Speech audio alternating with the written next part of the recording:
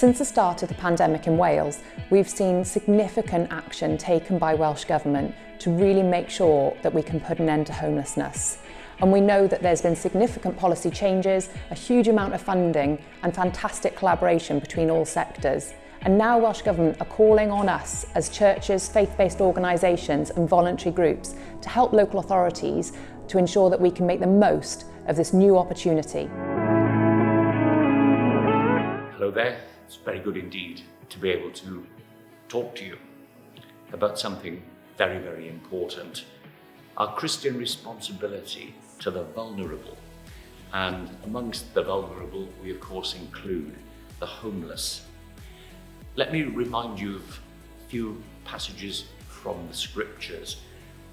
In the book of the Proverbs, we read that whoever is kind to the poor lends to the Lord.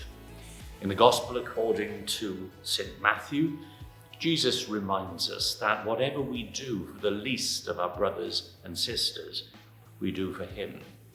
And in the Gospel according to St. John, Jesus, talking to his friends and others, said that he had come that we might have life in abundance, life in all its fullness, that we might flourish and achieve our potential. Things in our world are very different from what they were just a year ago. But for centuries, the church has been in the forefront of providing support and care. And now churches in Wales are in a really prime position to respond to homelessness in a number of different ways. But let me explore for a moment why churches should help. Well, we need to live the word we proclaim. We need to practice what we preach. And homelessness is a justice issue, and therefore it's gospel business. Therefore, it's the church's business. And we must remember that churches, better than perhaps many public institutions in the secular world, churches are good at developing personal contacts, offering love and hope, welcome, compassion, and the building of communities. Churches, through their reaching out, can transform lives and can transform communities. The time, the opportunity to end homelessness is now. And achieving this is going to require something more than simply the kind of support that we've become used to offering, such as night shelters, giving sleeping bags to those on the streets. And it will involve redirecting our efforts and our resources towards action that is more likely to end homelessness, prevent homelessness. For Housing Justice Cymru ourselves, this means moving away from winter night shelters and developing our exciting new Citadel project. I've always tried to live life like reading a book. It's like they always say, if you're reading a story, you don't turn the page back and reread the page that you've gone through. You turn the page and carry on the story. So it's pointless now to try not to live in what's happened. What I'm trying to go for is write my new story, what's happening now in the future. My mother and father divorced when I was 3 years of age.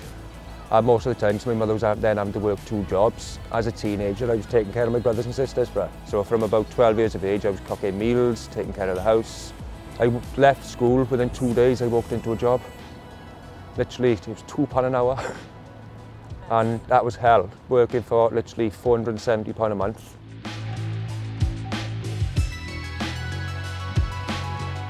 When I finally left, the first night I stayed on my friend's sofa. And then following day I went straight down to Housing Options to see where I stand. They sent me down to a little business called Access Point, and that's where they put me into the Swansea Bay Hotel.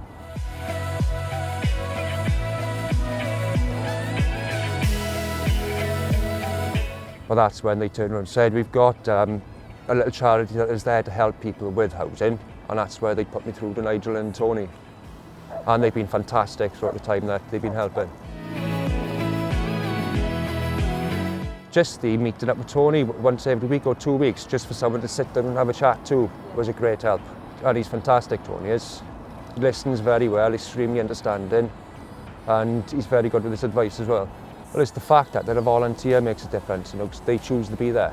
It's something that they want to do. They get up in the morning and, well, they want to go out and help someone off the goodness of their heart. They're not going there because they're getting paid to, because they have money stuck in their bank account. They are there because they physically want to, because they're a good person. Oh, it makes a massive difference. It's because you know that they're there and they're there for you and not for, basically their lifestyle. These days, it is extremely stressful. Being in the bed and breakfast without my kids, it was hard, but it was easier manageable knowing, the fact that they weren't allowed there. But since being in the flats, just waking up in the mornings is difficult, not wake, because I'm used to being woken up with the children jumping on me. Yes, when you're in the city, when you've got the kids bouncing over you, you think, will this end, please, this is torture. But when you're no longer experiencing that, you miss those days. You miss the children bickering and arguing and fighting with each other. Just all these little things you take for granted that you miss. But another problem I was feeling, looking into going into a flat, was the fact that I was starting from scratch again, that all I had was my clothes, nothing else. Just even the finances of trying to find a sofa when you haven't got the money to is terrible. But with Citadel themselves, managed to buy me a brand new bed in to move into, a microwave so I at least had somewhere to cook my food until I had a delivery from the Discretionary Assistance Fund, as well as the settee, which converts into a sofa bed, which will be a great help for when my children come over to stay.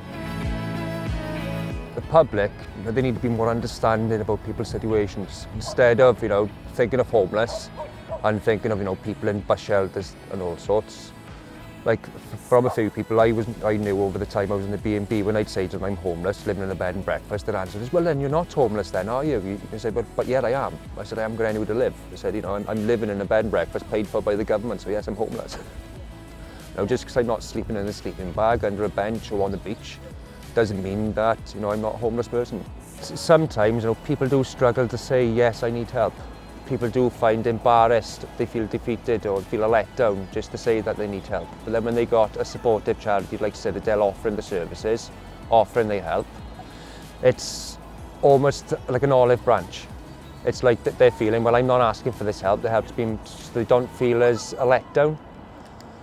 They feel more positive when accepting the help. Whereas sometimes when somebody's asking for the help, they feel a bit negative because they feel a letdown because they haven't to put themselves in that situation. I can think more positive of the future now because I know I have actually got a future. So because of the way we're now trying to end homelessness in Wales, we've got a golden opportunity to work with the new agenda, with our local authorities, supported by Welsh Government, to ensure that everybody can access accommodation. So to play our part, we need to understand what's going on in our local areas and see what role we can play. And it's great to see the role of churches, faith-based organisations and voluntary groups being recognised by Welsh Government and local authorities for the role that we play in ending homelessness. It's a vital role, but in order to ensure that we're doing the right thing to help at the right time, find out what's already going on and work with existing services to see how you can help. Community connection is so important, and one thing the pandemic has shown us is how reliant we are on people outside of just our own inner bubble. We need those community connections, people from our church, people that we know from playing a sport or a hobby or taking our children to activities. But if you move to a new community for the first time without any support network, it can be a very isolating time. So community connection and welcoming those people into our community will really help them to build resilience, to prevent mental health problems and to help them feel belonging and so that they can sustain that tenancy and have the best chance of making that new tenancy a home. We know that there's a crucial need for more affordable homes in Wales, and therefore finding land and buildings that are no longer needed for their current purposes to turn into affordable homes is key to us ending homelessness. So that's why as Housing Justice Cymru we have our Faith in Affordable Housing project, which helps churches with derelict land and buildings to work with housing associations to develop new homes, relieving homelessness in Wales. So if you think your church would like to get involved in our Faith in Affordable Housing programme, please look at our website and get in touch. There are many things that you as an individual or as a church or a community can do to help. We really do have a golden opportunity at the moment in Wales to ensure that everybody is accessing a home that meets their needs and will help them to thrive. We're no longer sustaining people on the streets, but we're maintaining their tenancies to give them the best chance at starting a new life. So if you're able to do something to address homelessness in your local area, please head to our website for further information, advice and useful resources.